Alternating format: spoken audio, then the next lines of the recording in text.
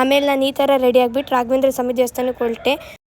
ಆಮೇಲೆ ಬಸ್ಸಲ್ಲಿ ಹೋಗ್ಬೇಕಾದ್ರೆ ನೋಡಿ ಒಂದು ಸೀಟಲ್ಲಿ ನನ್ನ ಫ್ರೆಂಡು ಮತ್ತೆ ನಮ್ಮ ಆಂಟಿ ಇಬ್ರು ಕುತ್ಕೊಂಡವ್ರೆ. ಇಂಥ ಜನ ಎಲ್ಲಿ ಸಿಗ್ತಾರೆ ನಿಮ್ಗೆ? ಹೊಡಿರಿ ಚಪ್ಪಾಳೆ ಹೊಡಿರಿ.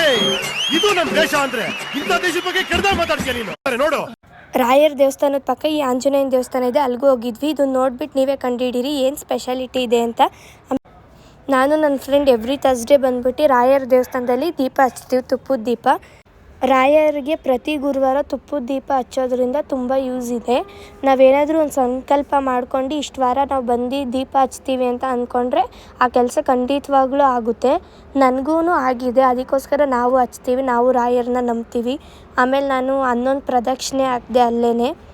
ಆಮೇಲೆ ದೇವ್ರ ದರ್ಶನ ಆಯಿತು, ನನಗೂ ಒಳ್ಳೇದು ಮಾಡಲಿ, ಹಂಗೆ ನನಗೆ ಯಾರ್ಯಾರು ಸಪೋರ್ಟ್ ಮಾಡ್ತಾರೆ ಅವ್ರಿಗೂ ಎಲ್ಲರಿಗೂ ಒಳ್ಳೇದು ಮಾಡಲಪ್ಪ ಅಂತ ಕೇಳ್ಕೊಂಡ್ವಿ. ಆಮೇಲೆ ನನ್ನ ಫ್ರೆಂಡ್ ನೋಡ್ರೆ ಈ ಥರ ಗೋಲ್ಗುಪ್ಪ ತಿಂತಿದ್ಲು, ನಾನಂತೂ ತಿನ್ನಲಿಲ್ಲ, ನಾನು ದಹಿ ಪೂರಿ ತಿಂದೆ.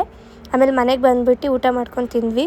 ಆಮೇಲೆ ನಮ್ಮ ನಿಖಿಲ ನೋಡ್ರೆ ಜಾತ್ರೆಯಿಂದ ಇದು ತಂದಿದ್ದ, ನೋಡಿ ಎಷ್ಟು ಸಖತ್ತಾಗಿದೆ. ಇದೆಲ್ಲ ನೋಡ್ತಿದ್ರೆ ನಮಗೂ ನಮ್ಮ ಚೈಲ್ಡ್ಹುಡ್ ನೆನಪಾಗ್ತಿದೆ. ಆ ಟೈಮೇ ಒಂಥರ ಚೆನ್ನಾಗಿದೆ. ಇವಾಗ ಬರೀ ಕಾಲೇಜು ಓದೋದು ಇದಕ್ಕಿಂತ ಆ ಟೈಮೇ ಚೆನ್ನಾಗಿದೆ ಅಷ್ಟೇ. ಎಲ್ಲರೂ ಸಪೋರ್ಟ್ ಮಾಡಿ. Thank you, bye bye.